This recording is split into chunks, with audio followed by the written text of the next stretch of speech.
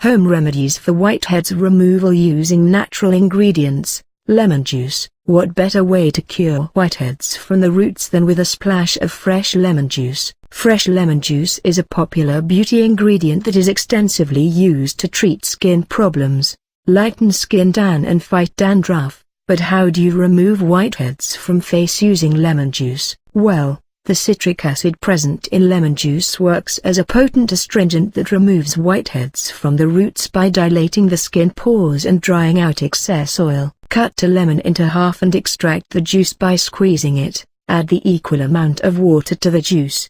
Immerse a cotton ball into the mixture and dab the lemon juice solution to the affected areas. Applying it once a day is enough because too much lemon juice on the skin causes skin irritation and dries it out. Rice scrub. Scrubbing is the ultimate solution to the question of how to get rid of dead skin cells, and it is also one of the most effective home remedies for whiteheads on face. Exfoliating the skin in a gentle manner opens up the clogged skin pores, removes whiteheads, dead cells, dirt, and impurities from the skin.